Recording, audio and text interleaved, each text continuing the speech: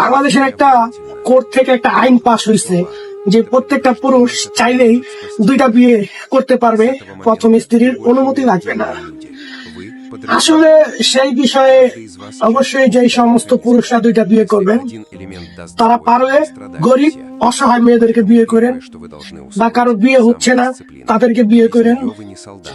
কিন্তু যার সামর্থ্য আছে, যার বিয়ে করার মতো ক্ষমতা আছে, তাকে বিয়ে করেন না। মানে মেয়েদের ক্ষেত্রে বলছি। আসলে ভুল বুঝেন না, সারা পৃথিবীতে, বাংলাদেশ না, সারা পৃথিবীতে মেয়ের সংখ্যা হচ্ছে গিয়া 4 গুণ, আমার মতে 5 গুণ। কারণ প্রচুর, প্রত্যেকটা ঘরে ঘরে মেয়ে যদি হয় 4টা, ছেলে হয়েছে একটা। এমনও পরিবার দেখছি মেয়ে 7 জন, ছেলে 1 জন।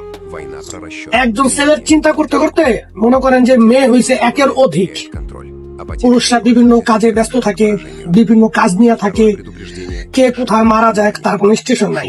মেয়েরা ঘরে থাকে, তারা সবচেয়ে বেশি নিরাপদ থাকে।